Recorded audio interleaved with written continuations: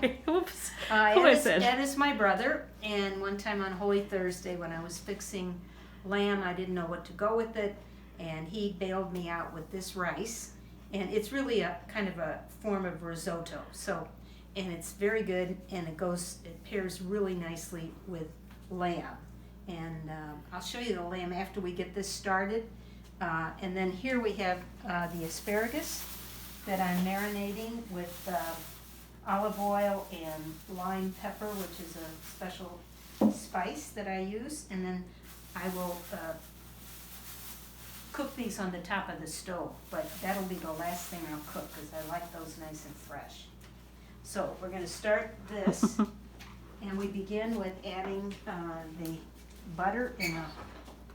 You need to have a pan that's kind of sturdy, not a thin one. You know, this is pretty sturdy, and this calls for. Yeah, I'm just going to use a stick of butter. Start to heat that up a little bit.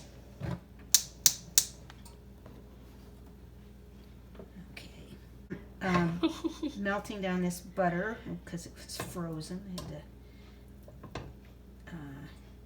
And I'm going to add in here the rice, and the goal is to make sure that every little piece of rice is coated with the butter before we kind of get this started. So, and since I've doubled the recipe, it's going to be kind of big. So we'll throw this in here. And that's 2 cups of rice. 2 cups of rice. And maybe you could bring the thing over and you can see it as it's cooking. But the idea is to get that coated. And then I'm going to add the mushrooms. And I have, it's supposed to be 3/4 of a pound of mushrooms. I probably have about a pound because I extended this. And I'm going to put all of this onions. 1.5 cups of onions. Can you see that? Yes, ma'am. Okay. And these are mushrooms. We're not sure how much it is, but it's about a pound. Okay. And kind of saute this together until the rice starts to stick to the bottom of the pan. Okay. So we've got rice, onions, mushrooms, and a lot of butter. We'll add more butter later. Some of this butter hasn't melted yet, so I'll make sure that I get that melted down.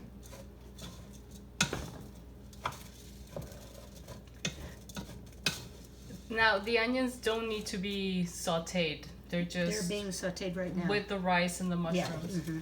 Okay. So they're not cooked when you put them in. I mean, they're raw. They're actually gonna.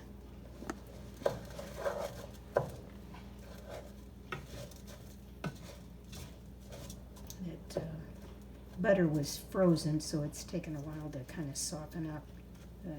I can't start until I get it good and cooked. I'm going to turn the heat up just a little bit. It's a little too low. This is just a lot easier. And it's very flavorful, too, the canned chicken broth. It's hard, as you know, when you're trying to make chicken soup. It can be really dull. Come on, butter melt. Just check EdsRice, make sure It's very nice and golden, and it smells very good. Now we're adding the chicken broth. After shaking the container very well. And the water. So it's a ratio of 2 to 1. So the rice to the liquid. 2 to 1 ratio for the rice and liquid. Okay. Yeah, so that's a good rule.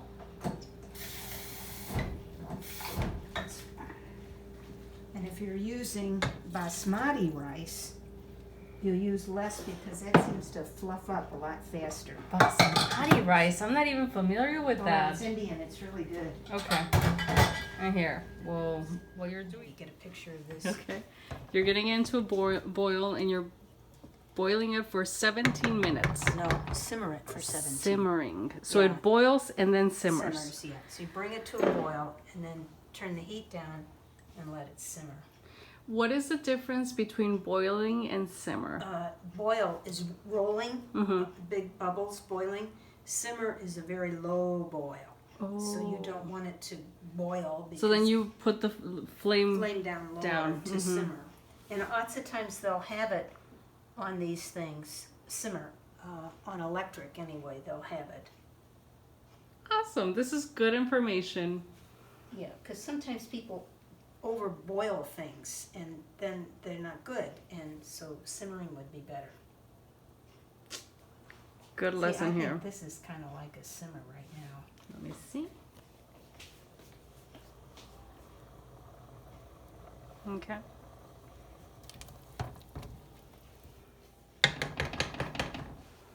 Okay.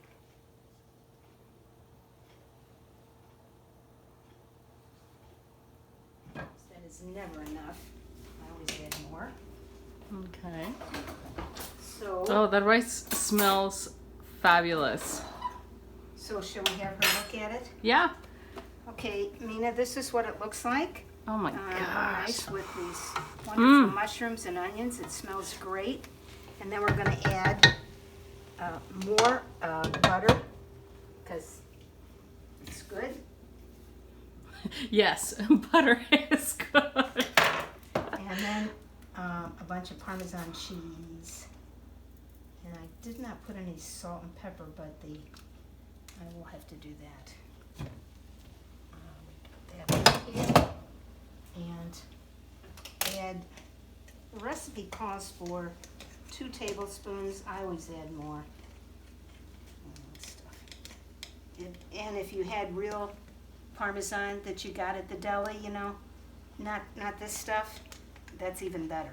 But 2, a little more.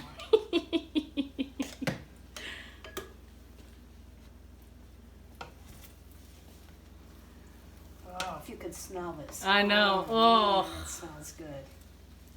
And what we're gonna do, I'd like to serve it right from this pot, but we've got to go make our lamb. So and you can come out and watch me do that too, if you want to. Yeah. Want to, Mina? Do you think you want to? I think she does. Okay. And then we come back in and we'll do the asparagus. Awesome. Okay, so what I'm gonna do, which I really don't care to do, but will do, Okay. and Anna's gonna help me, is put this in a crock pot just to keep it warm while I'm doing the lamb. All right, so let me help. All right, so the rice is now in the crock pot. Yeah, and the And problem with the just crock look pot at is it. It's gorgeous. It's nice and fluffy, and it's like. I'm going to, the grill has been, I want to heat up that grill so it goes onto a, weather isn't too conducive.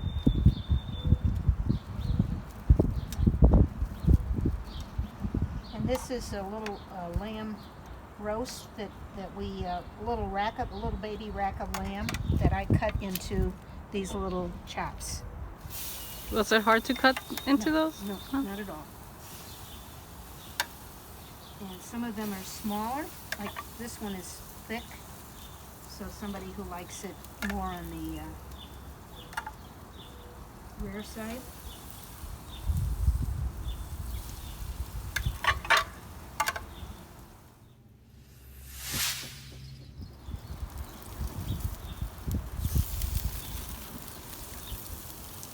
Oh, that smells very good.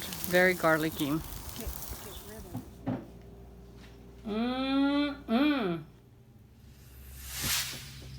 All right, so the asparagus only cooked for 10 minutes. Is that right? I don't know. Didn't cook for long. No. It's been marinated in olive oil and lime pepper. This is the spoon that we're going to use.